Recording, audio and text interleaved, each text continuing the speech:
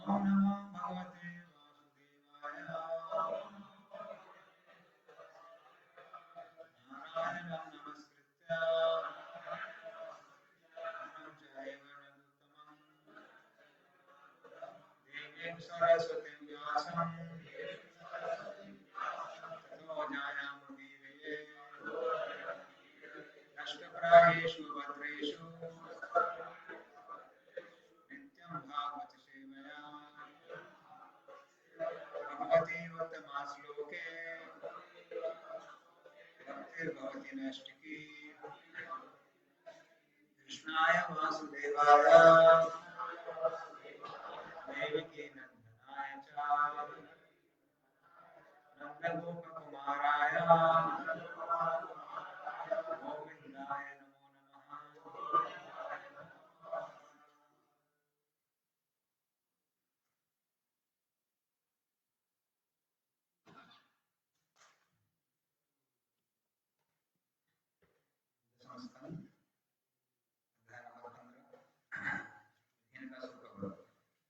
श्लोक नंबर 35। न तच्चित्रं भगवती हीयनन्ते जगदीश्वरे भूतप्रोतम् इदं यस्मिन् तन्तुस्कन्धयथा पटः। न तच्चित्रं भगवती हीयनन्ते जगदीश्वरे भूतप्रोतम् इदं यस्मिन् तन्तुस्कन्धयथा पटः। नेत्रचित्तं भगवती हीयनन्ते जगदीश्वरे भूतप्रोतमिदं यस्मिन् तन्तुस्कन्धयथा पटः।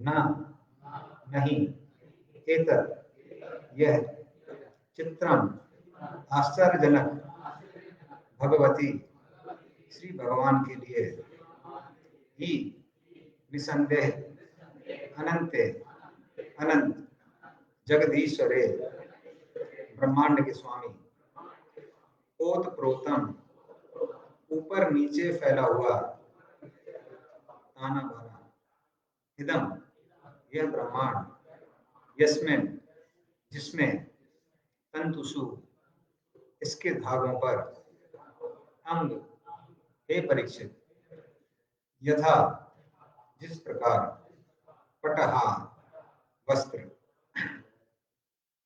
अर्थात पर शिल्पोपात के शिष्य शिल्पोपात की अर्थ हे परीक्षित भगवान बलराम को अनंत भगवान एवं संपूर्ण ब्रह्मांड का नियंता जान लेने पर बलराम द्वारा धेनुकासुर का मारा जाना उतना आश्चर्यजनक नहीं है। निसंदेह संपूर्ण ब्रह्मांड उन पर उसी प्रकार टिका है जिस प्रकार बुना हुआ वस्त्र तानों बाणों पर टिका रहता है। अभागे व्यक्ति श्री भगवान की आनंदमय लीलाओं को नहीं समझ सकते।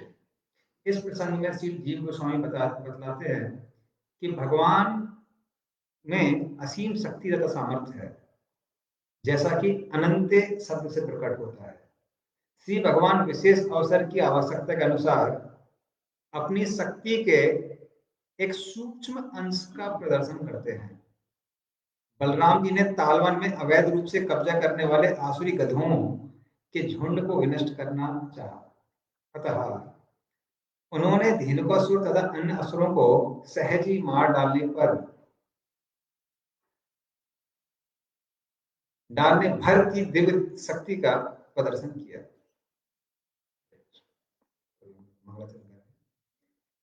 ओम ज्ञानतिमिरन्धस्य ज्ञानाञ्जनशलाकया चक्षुरुन्मिलितं येन तस्मै श्रीगुरवे नमः। श्रीचैतन्यमनोभीष्टं स्थापितं येन भूतले स्वयं रूपकदा मह्यं ददाति शापदान्तिकं। वन्देऽहं श्रीगुरोः श्रीयुतापदकमलं श्रीगुरुं वैष्णवांश्च श्रीरूपं सागरजातं सहगना रघुनाथां तं साद्वैतं सावधूतं परिजनासहितं कृष्ण चैतन्यदेवं श्रीराधा कृष्ण पादान् सहगना ललिता श्रीविशाखांश्च नमः विष्णुपादाय कृष्णाकृष्णाय भूतले श्रीमते भक्तिवेदान्त स्वामिनिति नामिने नमस्ते सरस्वते देवे गौरवाणी चारिणे निर्विशेषा शून्यवादी पाश्चात्यदेशतारिणे वाञ्छाकल्पतरुभ्यश्च कृपा सिन्धुभ्येव च पतितानां पावनेभ्यो वैष्णवेभ्यो नमो नमः। नमो महावदन्याय कृष्णाप्रेमप्रदायते कृष्णाय कृष्णचैतन्यानाम्ने गौरसे नमः। हे कृष्णा करुणा सिन्धु दीनबन्धो जगत्पते गोपेशा गोपिकान्ता राधाकान्ता नमोस्तुते। तप्त काञ्चन गौराङ्गी श्रीराधे वृन्दावनेश्वरी वृषभानुसुते देवी प्रणमामि नीलाचलनिवासाय नित्याय परमात्मने बलभद्रसुभद्राभ्यां जगन्नाथाय ते नमः। जय श्री कृष्ण चैतन्य प्रभु नित्यानंद श्री अद्वैत गदाधर श्रीवासादि गौरभक्तवृंद। हरे कृष्णा कृष्णा कृष्णा हरे हरे हरे राम राम राम हरे हरे।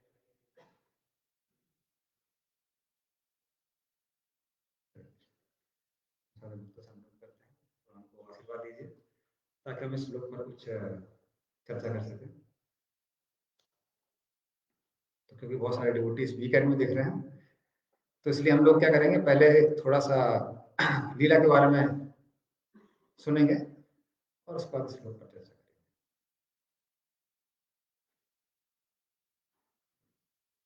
तो हम देखते हैं कैसे धेनुकासुर की जो लीला है। तो जब सारे गोप कुमार वृंदावन के वन में खेल रहे थे, तो एकाएक उनको ताल वृक्षों की सुगंध आती है। तो कहते हैं कि उस समय क्योंकि बारिश का मौसम था, तो वहां से जो वायु थी वो ताल वृक्षों की सुगंध लेके वहां पर आ रही थी। तो उससे उनको दिशा का अनुमान लग गया कि ये सुगंध कहाँ से आ रही है। लेकिन जैसे कि जो शुद्ध भक्त होते हैं उनके अंदर कोई इंद्रिय तृप्ति की भावना नहीं होती है, तो उनके मन में आता है कि कृष्ण बलराम अगर इन फलों को चखेंगे तो कितना आनंद आएगा। और उनको पता था कृष्ण बलराम, क्योंकि उनको किसी चीज की आवश्यकता नहीं है, वो तो भगवान है। तो साधारणतः अगर हम उनको बोलेंगे कि यार ये यहाँ पर बहुत स्वादिष्ट फल हैं, आप उसको खाइए, तो वो लोग तैयार नहीं होंगे, क्योंकि भगवान तो आत्माराम है, संतुष्ट है अपने आप में। किंतु यदि अब हम उनको कहते हैं कि हमको भूख लगी है, तो भगवान जरूर ग्रहण करेंगे। और ये भारतीय संस्कृति का हिस्सा है। जब भी कोई मेहमान आते हैं, तो यदि उनको खिलाना होता है तो ये नहीं बोलते हैं कि आपको भूख लगी होगी, आप इसको ग्रहण कीजिए। क्या कहते हैं, कहते हैं हमको भूख लगी है, हमको भी खाना है, साथ में आप भी बैठ जाइए। तो उस तरह से मेहमानों को बोलते हैं। तो ये भारतीय संस्कृति का हिस्सा है। हाँ, तो उस तरह से वो भी कहते हैं कि हमको बहुत भूख लगी है, तो चल के हम लोग तालवन के जो ये फल हैं उनको ग्रहण करते हैं, उनका आस्वादन करते हैं। किंतु वहां पर एक असुर है जो एक गधे के रूप में है, जिसका नाम है धेनुकासुर। वो इन फलों की रक्षा कर रहा है और उसके आतंक के कारण कोई भी ब्रजवासी उन फलों का आस्वादन नहीं कर पाता है। लेकिन हमको पता है आप लोग बहुत शक्तिशाली हैं, पहले भी बहुत सारे असुरों को मार चुके हैं, तो धेनुकासुर तो एक गधा है, तो उसको तो आराम से मार ही सकते हैं। तो वैसे बताते हैं, कहते हैं वो गधा है जो वो मनुष्यों को भी खा जाता है, फिर कहते हैं फिर भी आप शक्तिशाली, आप उसको मार सकते हैं। तो इस तरह से कृष्ण बलराम सारे गोप सभाओं के साथ तालवन में प्रवेश करते हैं, और प्रवेश करने के बाद में बलदेव कहते हैं कि अब ताल के पेड़ों पे चढ़ना बहुत मुश्किल है, खासकर छोटे छोटे बच्चों के लिए। तो उन्होंने पूछा, वो बोलने लगे कि ऊपर चढ़ने की आवश्यकता नहीं है, फल को ही नीचे लेके आते हैं। तो बलदेव क्या करने लगे, जोर जोर से वहां के वृक्षों को हिलाने लगे, और वृक्षों के हिलने के कारण वहां पर जितने भी तालों के ताल फल लगे हुए थे वो एक एक करके गिरने लगे। और जैसे ही फल गिरने लगे, सारे गोप सखा तो बहुत प्रसन्न थे, किंतु एक व्यक्ति प्रसन्न नहीं था, वो था धेनुकासुर। उसको जब ये ध्वनि सुनाई देती है तो बहुत गुस्सा हो जाता है, और क्रोधित होकर वो सीधे बलदेव के सामने आके खड़ा हो जाता है। वो सोचता है मन ही मन कि यहाँ तो पक्षियों की भी का भी साहस नहीं है कि यहाँ पर आए, क्योंकि जहां भी फल होते हैं, बाग बगीचे होते हैं, वहां पर पक्षी आते हैं उसका आस्वादन करने के लिए। लेकिन ताल में अगर कोई पक्षी भी आता था तो धेनुकासुर उसको भी छोड़ता नहीं था। तो बोला ये तो ये छोटे छोटे बच्चे आ रहे हैं और इसका आस्वादन कर रहे हैं, उसको बड़ा क्रोध आता है। तो बलदेव के पहले सामने आता है, फिर पीछे मुड़ता है, क्योंकि जो गधे होते हैं वो कभी आगे से वार नहीं करते हैं, पीछे से वार करते हैं, दुलत्ती मारते हैं। तो इस तरह से अपना पीछे की ओर देखता है, पीछे की ओर करता है बलदेव को, और जोर से उनकी छाती पर दुलत्ती मारता है। लेकिन बलदेव वो एक पहाड़ के समान वहां खड़े रहते हैं और उनको कुछ होता नहीं है, खड़े रहते हैं। तो धेनुकासुर और शक्ति को संग्रहित करता है, फिर पीछे को मुड़ता है, और फिर बलदेव को इस तरह से प्रहार करने का प्रयास करता है। किंतु इस बार बलदेव क्या करते हैं, उसके दोनों पैरों को पकड़ते हैं और जोर से घुमाते हैं, और एक जो वहां पर सबसे ऊंचा ताल वृक्ष था उसके ऊपर फेंक देते हैं। और जैसे ही उस वृक्ष पे धेनुकासुर जाता है, धेनुकासुर के भार के कारण वो वृक्ष और वृक्षों पे गिर पड़ता है, और इस तरह से बहुत सारे वृक्ष वहां गिरने लगते हैं। और अभी तो फल ही फल थे नीचे, सारे गोप सखा बहुत प्रसन्न थे, कभी बहुत फल आ गए। तो इस तरह से बहुत सारे फल वहां दिखाई देते हैं, लेकिन धेनुकासुर भी मरता नहीं है। धेनुकासुर फिर क्रोधित होता है, और इस बार वो सोचता है दुलत्ती काम नहीं कर रही है, बहुत एक्सपर्ट है, पकड़ लेते हैं। तो इस बार पीछे से हमला नहीं करेंगे जो हमारा रेगुलर फैशन है, कुछ नॉन ट्रेडिशनल जाते हैं, नॉन ट्रेडिशनल वे में कुछ वार करना पड़ेगा। तो इस तरह से इस बार धेनुकासुर आगे से प्रहार करता है अपने सर से, और बलदेव को 1 योजन पीछे खींच देता है। 1 योजन मतलब 8 मील,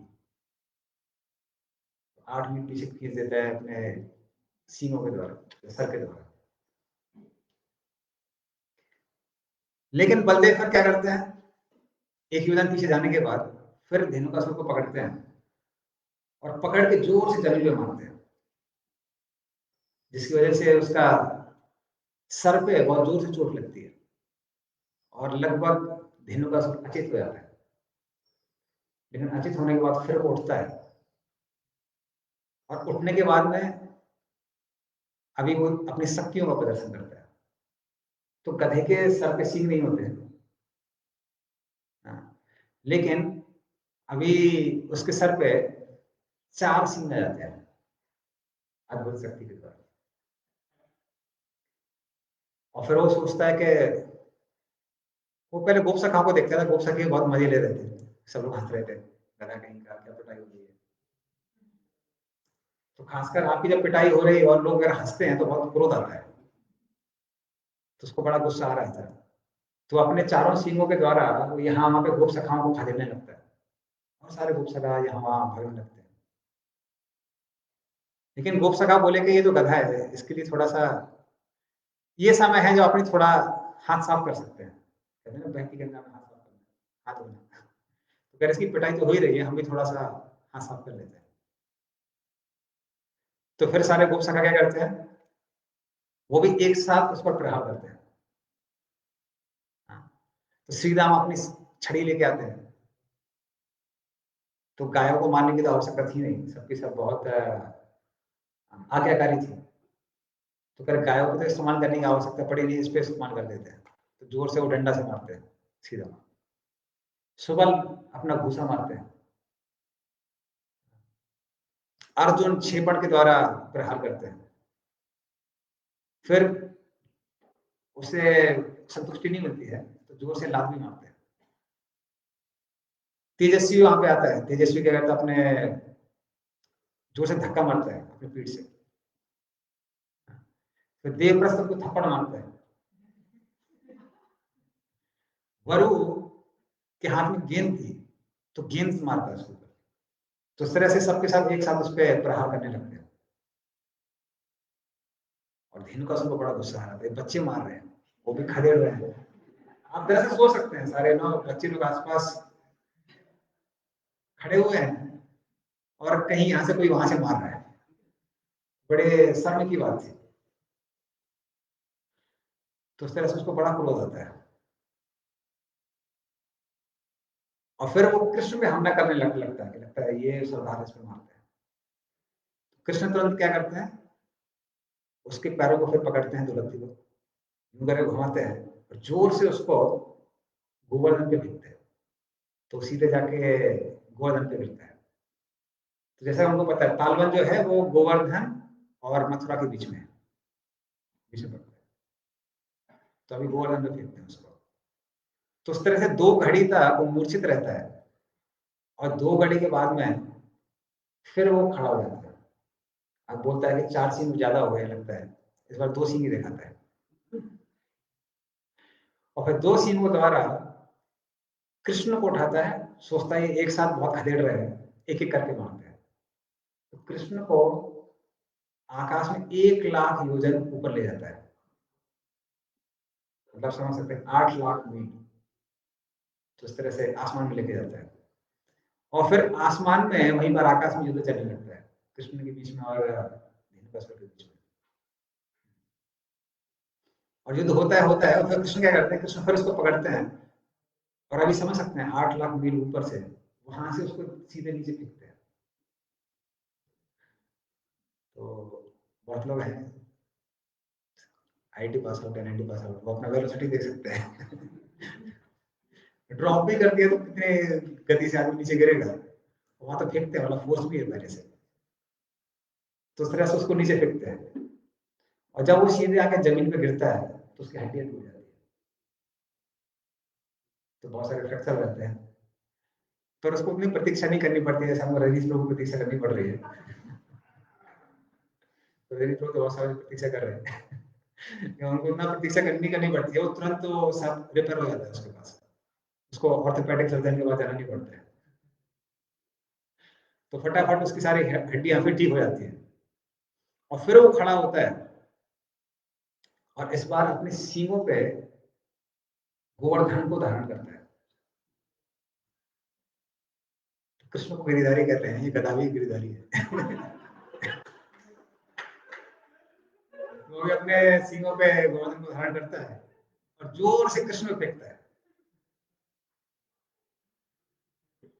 और कृष्ण फिर क्या करते हैं, कृष्ण गोवर्धन को उठाते हैं और धेनुकासुर पे फिर फेंकते हैं, और फिर धेनुकासुर गोवर्धन उठाता है, फिर कृष्ण पे फेंकते हैं। कई बार लोग बोलते हैं कि हम कृष्ण के ऊपर एनिमेटेड मूवी बनाएंगे, बहुत मुश्किल है, समझ सकते हैं 21 मील 21 माइल्स सर्कमफ्रेंस। अभी है वो, पहले तो और भी था। पहले कहते हैं कृष्ण के समय गोवर्धन इतने ऊंचे थे कि उसकी उनकी छाया कंस के किले तक पहुंचती थी। सोच सकते हैं ना कितने ऊंचे थे, तो उस समय की बात है। तो इस तरह से एक दूसरे को गोवर्धन फेंक रहे थे। तो फिर कृष्ण बोलता है बहुत हो गया है, और फिर कृष्ण क्या करते हैं, कृष्ण गोवर्धन को उठाते हैं और अपने स्थान पर वापस रख देते हैं। हाँ, तो जब गोवर्धन का बहुत खेल हो जाता है, और फिर धेनुकासुर बोलता है कि लगता है ये तो बहुत खतरनाक है। फिर वो सोचता है कि बलदेव के कम से कम एक प्रहार सक्सेसफुल हुआ है। तो फिर अपने खुरों द्वारा पूरी पृथ्वी पर कंपन करता हुआ वो बलदेव पर फिर से प्रहार करता है।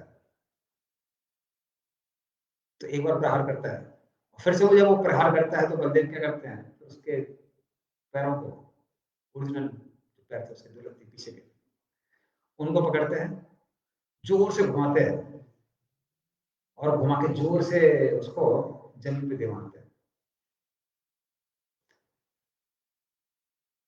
उस तरह से धेनुकासुर जोर से ध्वनि करता है और वो ध्वनि पूरे ब्रह्मांड में फैल जाती है, पूरे ब्रह्मांड में तमाम।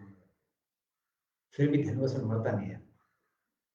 तो बलदेव कहते हैं कुछ और करना पड़ेगा। तो फिर बलदेव क्या करते हैं, अपना वज्र जैसा हाथ उठाते हैं और जोर से धेनुकासुर को मारते हैं।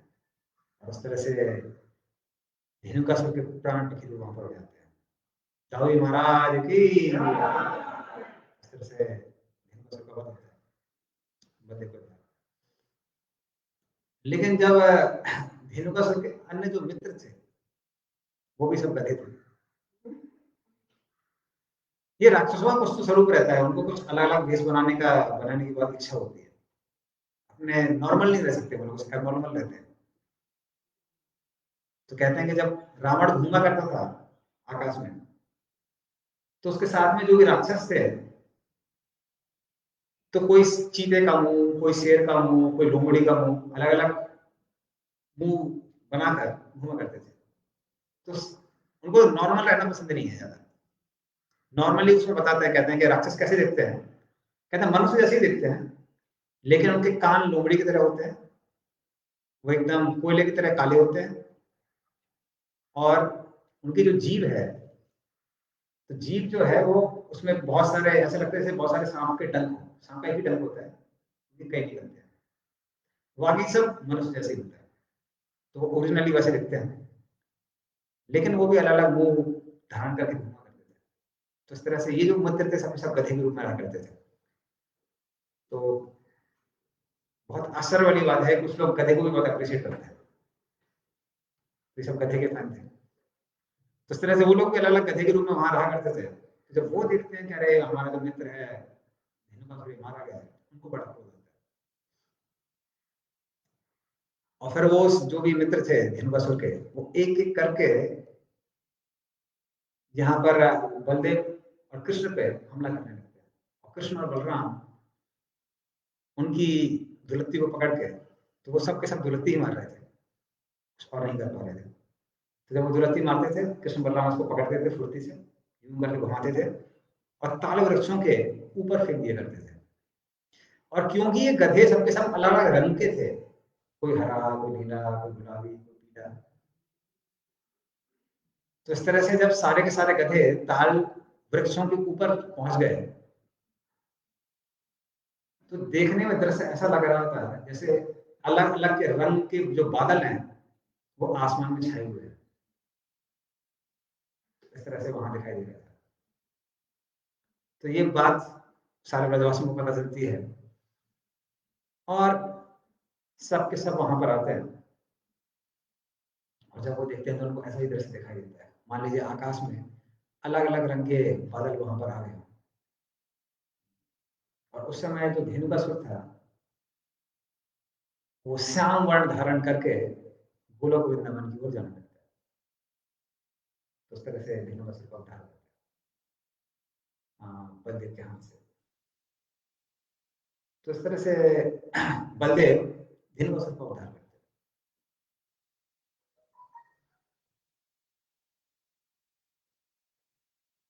लेकिन आश्चर्य की बात यह है कि इस बार कृष्ण धेनुकासुर को मारते नहीं है, बलदेव मारते हैं।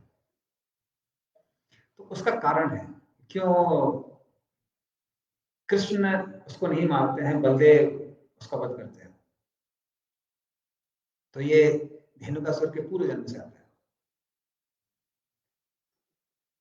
तो धेनुकासुर पूर्व जन्म में बलि महाराज का पुत्र था, जिसका नाम था साहसिक। साहसिक, हाँ साहसिक, साहस मीन्स, तो साहसिक नाम था उसका, तो बहुत साहस था। और जैसे हमको पता है कि बलि महाराज जो हैं वो प्रहलाद महाराज के पौत्र हैं, विरोचन के पुत्र। और प्रहलाद महाराज को नरसिंहदेव ने पहले ही वचन दिया था कि उनकी जो 21 पीढ़ियां हैं वो 21 पीढ़ियों का उद्धार करेंगे। और साथ में उन्होंने ये भी वरदान दिया था कि ठीक है, आपके सागे संबंधी हैं, उन पर हम हमला नहीं करेंगे। इसलिए बलि महाराज से भी वो स्वर्ग को वापस प्राप्त करते हैं, लेकिन कभी भी युद्ध नहीं करते हैं वामन देव। तो ऐसा नहीं है कि इंद्र के साइड से आके युद्ध किया हो, वो सीधे आके उनको छल के द्वारा उनसे राज्य वापस प्राप्त करते हैं वामन देव। और उसी तरह से कृष्ण भी क्या करते हैं, उसका वध नहीं करते हैं, क्योंकि उन्होंने स्वयं वचन दिया था, तो वचन को तोड़ नहीं सकते। तो इस तरह से साहसिक, जैसे हमने पहले भी हमारे किसने बताया था, आपने बताया था क्लास में, तो ये साहसिक 10,000 स्त्रियों के साथ में यहाँ वहां विचरण कर रहा था। और ये सारी की सारी स्त्रियां अलग अलग वाद्य यंत्र बजा रही थी, और वो पूरे आनंद में था। तो जितने ज्यादा म्यूजिकल इंस्ट्रूमेंट होते हैं और कितने कोऑर्डिनेशन में होता है, उतना ज्यादा आनंद आता है। तो इतने सारे म्यूजिकल इंस्ट्रूमेंट चल रहे थे, तो उस तरह से आनंद में विहार करता हुआ यहाँ वहां घूम रहा था। और घूमते घूमते दुर्वासा मुनि जहां पर तपस्या कर रहे थे, तो उस गुफा में प्रवेश कर जाता है इन स्त्रियों के साथ में। तो शायद इतना सोचा नहीं था। पहली बात वो ध्यान कर रहे थे, ध्यान भंग हो जाएगा, तो कितने सारे वाद्यंत्र बज रहे हैं, ऊपर से सारे स्त्रियों के साथ वहां घुस जाता है। तो दुर्वासा मुनि उसको, उसकी बुद्धि पर विश्वास नहीं होता है, क्योंकि उस समय जितने भी न्यूज़पेपर रहे होंगे, समय दुर्वासा मुनि का कुछ ना कुछ चरित्र तो जरूर आया होगा। इतना ज्यादा सबको श्राप दिया है दुर्वासा मुनि ने। दुर्वासा मुनि को लग रहा था कि गधा कहीं का, इसको पता ही नहीं है कि घुसा भी तो कहाँ घुसा, हमारी गुफा में घुसा है। तो श्री दुर्वासा मुनि उसको कहते हैं, उसको श्राप देते हैं कि तुम गधे जैसी हो, तुम जाके गधे बन जाओ। तो उसको गधा बनने का श्राप देते हैं। लेकिन जैसा कि श्राप मिलने के बाद वो हो जाता है, वो क्षमा याचना करता है। लेकिन दुर्वासा मुनि कहते हैं लेकिन तुम गधे जरूर बनोगे, लेकिन ताल वन में जाके गधे बनोगे। और 4 लाख वर्षों तक वहां पर वास करोगे, वहां पर रहोगे, और फिर बलदेव आकर तुम्हारा उद्धार करेंगे। तो इस तरह से दुर्वासा मुनि उसको एक हिसाब से वरदान था, क्योंकि व्यक्ति 4 लाख वर्ष तपस्या क्यों ना कर ले, कृष्ण की प्राप्ति होना अपने आप में बड़े दुर्लभ बात है। तो इस तरह से 4 लाख वर्ष तक तो वृंदावन में व्रजवास करने को मिला। 4 लाख वर्षों तक का ब्रजवासी बनना अपने आप में बहुत सौभाग्य की बात है। और फिर उसके बाद गोलोक वृंदावन जाने को मिला। तो उस तरह से हम देख सकते हैं कि जो बड़े बड़े ऋषिगण होते हैं, खासकर दुर्वासा मुनि अभी तक भक्त बन गए हैं। पहले अम्बरीश महाराज वाली कहानी नहीं है। तो उस तरह से जो भक्त होते हैं वो हमेशा दूसरे का भला सोचते हैं। तो देखने में कभी कभी लगेगा कि कुछ कठोर हैं या फिर थोड़ा फोर्स कर रहे हैं, लेकिन भक्त हमेशा क्या सोचते हैं, ये सोचते हैं कि दूसरे का कैसे उद्धार हो। हमारे भक्त भी कभी कभी बुक डिस्ट्रीब्यूशन के लिए जाते हैं तो कुछ लोग बहुत गुस्सा हो जाते हैं, नाराज हो जाते हैं, कहते इतने आराम से आराम कर रहे थे, बैठे हुए थे, सोने को नहीं मिलता, ट्रेन में सोने को मिल रहा है, आंखें उठा देते हैं, कहते हैं इधर ही लीजिए, इधर ही लीजिए। पर वो भक्त लोगों की कृपा है, तो भक्त लोग दूसरे के का भला सोचते हैं, इसलिए दूसरे को उद्धार करने के लिए कभी कभी डिस्टर्ब करते हैं लोग। तो दुर्वासा मुनि भी इस तरह से उनके श्राप के कारण इस धेनु का स्वर्ग का क्या होता है, उद्धार होता है। और इससे हम कुछ वो भी ले सकते हैं, लेसन ले सकते हैं। तो हम देखते हैं कैसे ये जो धेनु का स्वर है,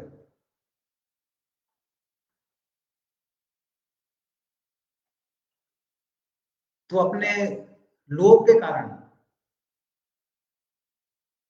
उस ताल वन का क्या कर रहा था, की रक्षा कर रहा था, ना स्वयं उसको ग्रहण कर रहा था, ना किसी को ग्रहण करने दे रहा था। तो लोभी व्यक्ति को उस तरह से उसका उस तरह से वर्णन दिया गया है। तो लोभी व्यक्ति को जनरली यक्ष की तरह कहा जाता है। तो यक्ष कौन होते हैं, यक्ष कुबेर के पार्षद होते हैं। तो कुबेर क्योंकि देवताओं के खजांची हैं, तो जहां भी खजाना होता है देवताओं का अलग अलग स्थानों पर, तो वहां पर यक्षों को रखा जाता है ताकि वो उन खजानों की रक्षा करें। तो अब भारत में कुछ कुछ क्षेत्रों में जाएंगे तो वहां पर कहते हैं इस तालाब में स्नान मत करिए, यहाँ पर यक्ष रहता है, या फिर यहाँ पर मत जाइए, यहाँ पर यक्ष रहता है। तो क्योंकि वहां कुछ खजाना है, इसलिए यक्ष लोग क्या करते हैं, उसकी रक्षा करते हैं अलग अलग स्थानों की। लेकिन यक्ष स्वयं उस धन का उपयोग नहीं करते हैं और ना ही किसी और को धन का उपयोग करने देते हैं। तो उसी तरह से जो लोभी व्यक्ति होता है वो स्वयं भी धन का इस्तेमाल नहीं करता, प्रयोग नहीं करता है, ना दूसरे को करने देता है। तो धेनु का स्वर की जो मानसिकता है वैसी मानसिकता है, इसलिए व्यक्ति को कृपण नहीं होना चाहिए, ब्राह्मण होना चाहिए। मतलब उसको स्वयं जो हमारा मनुष्य जीवन हमको मिला है उसका सदुपयोग करके आत्म साक्षात्कार के लिए कार्य करना चाहिए और दूसरे लोगों को भी आत्म साक्षात्कार प्राप्त करने के लिए प्रेरित करना चाहिए। तो उस तरह से व्यक्ति को परिश्रम करना चाहिए। और अभी इस श्लोक पर आते हैं। इस श्लोक में बहुत अद्भुत वर्णन है। तो बलदेव के बारे में बताया गया है कि यदि किसी को बलदेव की शक्ति का ज्ञान है तो धेनु का स्वर और अपने आप में बहुत विस्मित नहीं करेगा ऐसे व्यक्ति को। उसको लगेगा ठीक है, धेनु का स्वर का वध किया, कौन सी बड़ी बात है। क्योंकि ब्रह्मा जी के दिन के अंत में भगवान अनंत देव या भगवान संकर्षण, भगवान महासंकर्षण, जो कि सारे ब्रह्मांड को अपने फन पर उस तरह से धारण करते हैं, मान लीजिए किसी कोई तिल को अपने सर पर धारण करता है, तिल बहुत हल्का होता है, सर पे हैवी तो पता नहीं चलेगा, तो उस तरह से वो सारे ब्रह्मांडों को धारण करते हैं भगवान शंकर से। लेकिन जब ब्रह्मा जी के दिन का अंत हो जाता है तो उनको बड़ा क्रोध आता है। कहते हैं कि ये सारे के सारे जीव एक नंबर के नालायक है, तो इतना समय बीत गया है, 4,32,000 साल का कलयुग होता है, उसका 2 गुना द्वापर युग होता है, 3 गुना त्रेता युग होता है, 4 गुना सतयुग होता है। तो 43,20,000 वर्षों का एक चक्रयुग होता है, और ऐसे हजार चक्रयुग के बराबर ब्रह्मा जी का एक दिन होता है। तो इतना समय व्यतीत हो गया, फिर भी ये लोग भक्त बने नहीं। तो पहले तो थोड़ा कंट्रोल करते हैं अपने आप को, इस्कॉन का भक्त जा रहा है, भगवत गीता दिखा रहा है, पढ़ लीजिए पढ़ लीजिए, नहीं नहीं टाइम नहीं है, टाइम नहीं है। भगवान फिर से किसी को भेजते हैं, थोड़ा आइए जब करिए, नहीं नहीं जब के लिए टाइम नहीं है। तो घूमने घामने का, ये सब अलग अलग चीजें करने का टाइम नहीं है, भक्ति के लिए टाइम नहीं है। तो जब भी ऐसा होता है तो संकर्षण को बड़ा क्रोध आता है, कहते बार बार भक्ति करने का मौका मिल रहा है पर ये भक्ति नहीं कर रहे। इसलिए संकर्षण की आंखें हमेशा लाल रहती हैं क्रोध के कारण। कहते हैं किस किस को नहीं भेज रहे हैं, भक्त नहीं बन रहे हैं। लेकिन जब ब्रह्मा जी के दिन का अंत हो जाता है तो उनका क्रोध बेकाबू हो जाता है, और क्रोध बेकाबू होने के कारण उनके मुंह से अग्नि निकलती है, और क्योंकि भगवान आध्यात्मिक है, तो भगवान संकर्षण के मुंह से और निकलने वाली जो अग्नि है वो भी आध्यात्मिक है, भौतिक नहीं है। हमारे यहाँ की जो अग्नि है वो भौतिक है। तो इसलिए भगवान संकर्षण के मुंह से जो अग्नि निकलती है उसको सांकर्षण कहते हैं, और उस सांकर्षण से 11 रुद्र निकलते हैं, जो जिनका सारा स्वरूप अग्नि का स्वरूप है। और उस तरह से वो स्वर्ग लोक तक सब कुछ विनष्ट कर देते हैं अपने क्रोध के। और स्वर्गवासियों को थोड़ा सा नीचे से हीट मिलती है तो टॉयलेट नहीं कर पाते, ऊपर जाते हैं महल लोक की ओर। तो उस तरह से भगवान संकर्षण क्या करते हैं, वो सब कुछ पर्सनैलिटी है, तो उस तरह से वो विध्वंस कर देते हैं। तो जो भगवान संकर्षण सब कुछ इतना विनष्ट कर रहे हैं हर ब्रह्मा जी के दिन के अंत में, वो अगर एक साधारण से धेनुकासुर को मार रहे हैं तो अपने आप में कौन से आश्चर्य वाली बात है, जिसमें कोई बहुत आश्चर्य नहीं है। क्यों आश्चर्य नहीं है, उसका दूसरा उदाहरण यहाँ पे जो दिया जाता है, ओतम प्रोतम। ओतम प्रोतम इदम यस्मै। तो उदाहरण दिया जाता है धागों का। तो जब मान लीजिए कॉटन का अगर कपड़ा बन रहा है, तो कॉटन से जब धागा बनाया जाता है, धागा बनने के बाद में कोई सोच भी नहीं सकता कि कॉटन से बना है, क्योंकि जब धागा बनता है वो इतना महीन होता है, इतना मजबूत होता है, समझ में नहीं आता कि कॉटन से होता है। कॉटन तो कितना मुलायम होता है, हल्का होता है। और जब उन धागों से कपड़ा बुन लिया जाता है, तब तो और भी पता नहीं चलता है। कोई सोच नहीं सकता है, किसी को आप जाके बोलेंगे, खासकर जिसको जानकारी नहीं है इसकी, बोलेंगे इससे कपड़ा बनाया है, तो विश्वास ही नहीं करेंगे लोग। हमारे वृंदावनचार्य को कॉटन लेके कोई सोच सकता है इस कॉटन से कपड़ा बना हुआ है। तो उस तरह से जब कॉटन से कपड़ा बन जाता है तो कोई विश्वास नहीं कर सकता है उससे कपड़ा बना हुआ है। उसी तरह से भगवान की शक्ति के द्वारा पूरे ब्रह्मांड की रचना हुई है। लेकिन जब पूरे ब्रह्मांड की रचना हो जाती है और चीजें इतने अच्छे से फंक्शन करती हैं कि लोग सोच ही नहीं सकते कि ये सारी रचना भगवान की शक्तियों के द्वारा हुई है। तो ये भगवान की एक्सपर्टाइज है। और इसी वजह से सारे जो नास्तिक लोग हैं उनको मौका मिलता है थ्योरी बनाने का कि भगवान नहीं है। तो ये भगवान की एक्सपर्टीज है। तो उस तरह से भगवान की शक्ति द्वारा ही सब कुछ बना हुआ है, सब कुछ रचित है। वही भगवान जो है वो हृदय में भी विद्यमान है, किंतु हम देख नहीं सकते। तो परमात्मा हमारे हृदय में विद्यमान है, बल्कि हमारे बॉडी में जितनी भी सेल्स हैं, जितनी भी कोशिकाएं हैं, सब में परमात्मा विद्यमान है। और जिसको भी इस चीज के सेल के बारे में जानकारी, साइंटिफिक नॉलेज भी है, वो आराम से समझ सकता है। हमको याद है ये 2004 या 2005 की बात है, जब हम लोग आईआईटी में थे। तो MS हॉल, मेघना साहब, तो वहां पर भक्ति स्वरूप दामोदर महाराज ने प्रोग्राम किया था। तो उन्होंने बहुत सारे वीडियोस दिखाए थे। उसमें एक वीडियो अभी तक हमको याद है, वो सेल के स्ट्रक्चर के बारे में था। तो सेल का स्ट्रक्चर अपने आप में इतना ज्यादा अद्भुत है कि उसको जो भी डिटेल से देखेगा वो सोच ही नहीं सकता कि अपने आप प्रकट हो ही सकता है, अपना बन सकता है। जो लोग बनाने के बारे में सोचते हैं वो पहले से बना हुआ है सेल में। तो शायद वो माइटोकॉन्ड्रिया के बारे में बता रहे थे, जो कि एनर्जी देता है सेल को। तो उसके बारे में वो बता रहे थे, कहते हैं कि ये सेल्फ जनरेटिंग मोटर है, फीडबैक वन, जो इलेक्ट्रिकल इंजीनियर को सामने आएगा। तो फीडबैक वन मतलब अपना आइडियल स्टेट है। जैसे मैं यहाँ से बोल रहा हूँ, वो वहां से स्पीकर से निकल रहा है, वो वापस यहाँ पे जाएगा, कोई एनर्जी लॉस नहीं होगी। एक बार आपने मशीन बना दी, उससे जो बाई प्रोडक्ट निकलेगा वो फिर से रॉ मटेरियल बन जाएगा।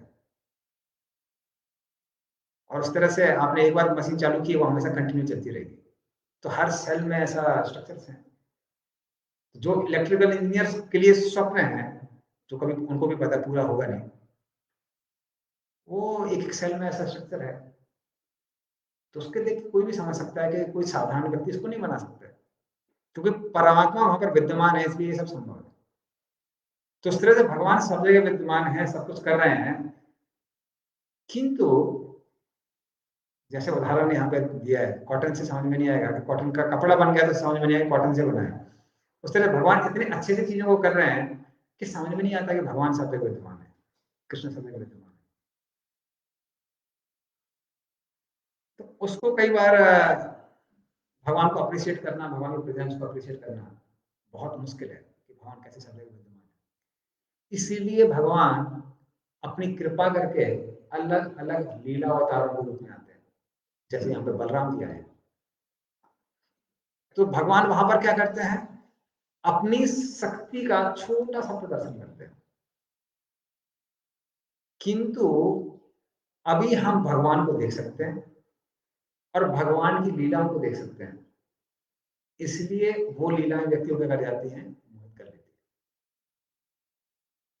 इसलिए भगवान का जो अवतार है, लीला अवतार जो होते हैं, वो कृपा का अवतार है।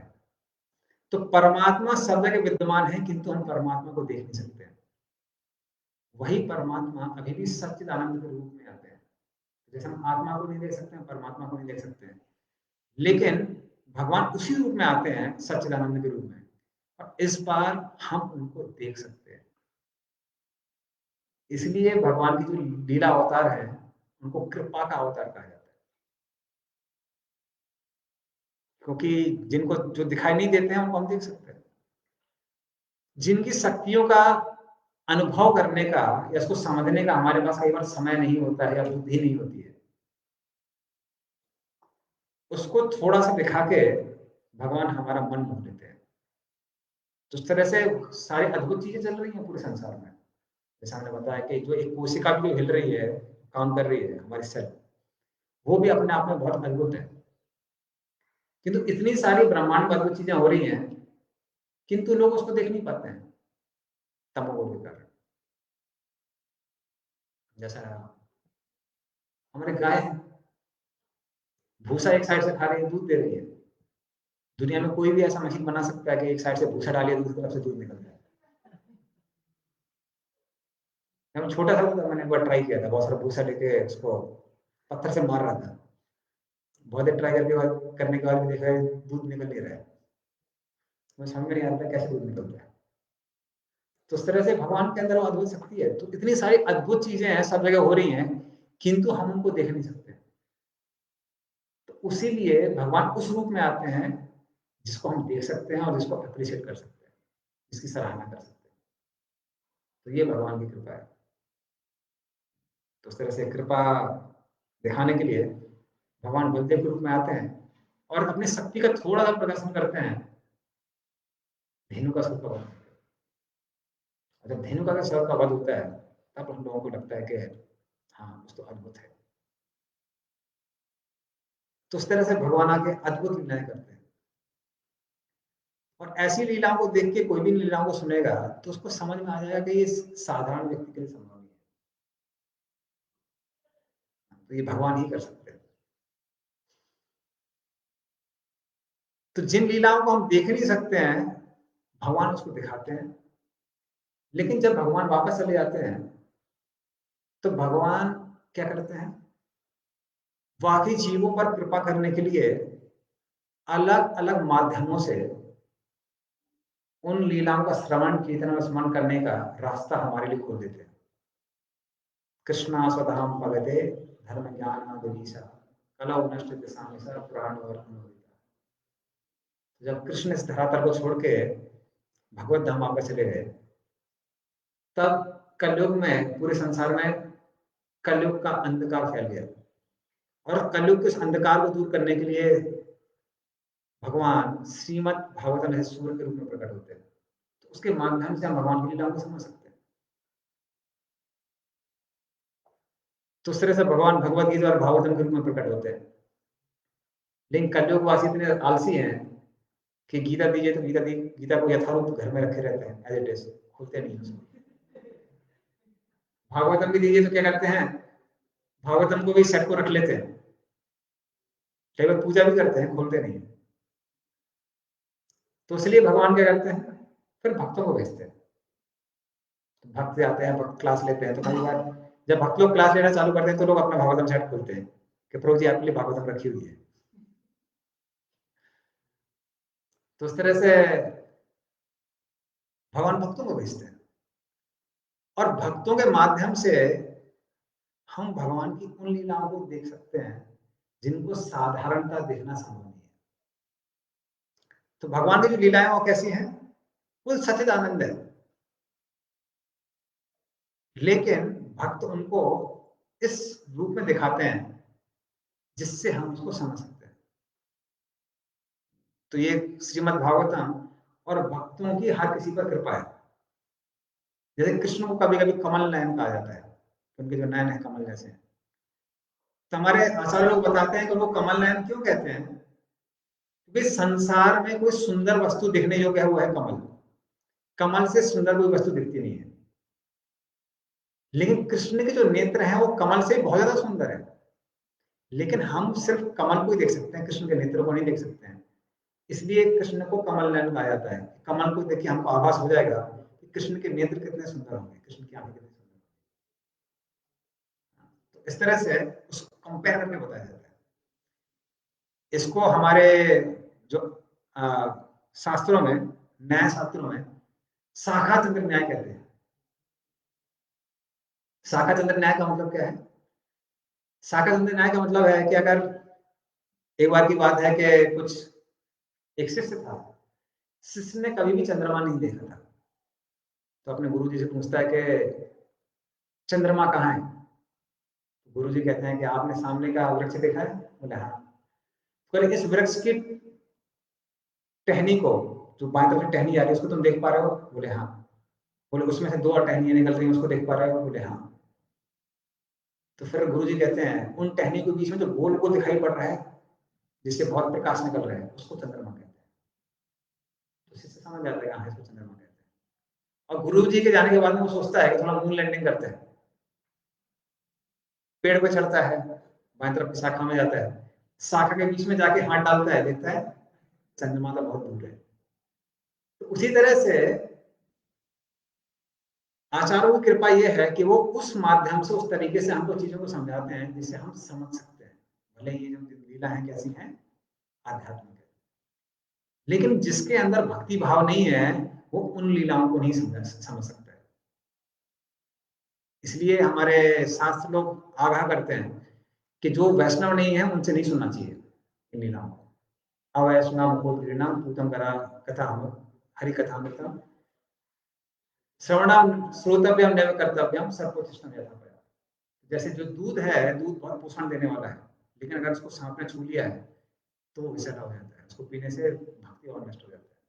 उसी तरह से जो भक्त होते हैं उनके माध्यम से ही हम लीलाओं को समझ सकते हैं, अन्य लोग नहीं समझ सकते। तो जिसने चंद्रमा देखा हुआ है वो समझा सकता है, जिसमें चंद्रमा नहीं देखा वो नहीं समझा सकता है।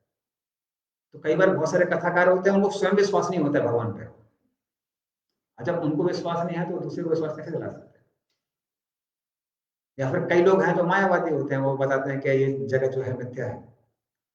तो ऐसे गुरु के पास आप जाइए और उससे पूछिए चंद्रमा क्या होता है, तो वो क्या करेगा? वो अपने शिष्य को बुलाएगा अमावस्या के दिन, शिष्य आएगा वहां पे, और चंद्रमा देखना है? बोला हाँ। सामने पेड़ दिख रहा है? बोले हाँ दिख रहा है। उसके ऊपर का आपको तना दिख रहा है? दिख रहा है। उसकी तरफ से जो बाईं ओर टहनी दिख रही है, उसमें से जो 2 शाखाएं निकल रही दिख रही हैं? बोले हाँ।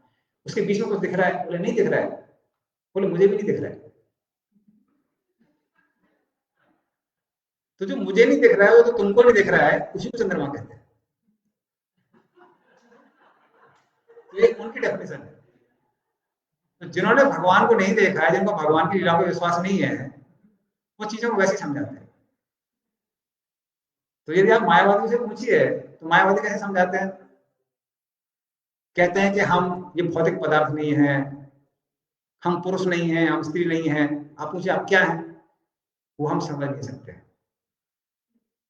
क्यों नहीं समझ सकते हैं? क्योंकि वो जो ब्रह्म है वो तो आध्यात्मिक है, आप कैसे समझ सकते हैं?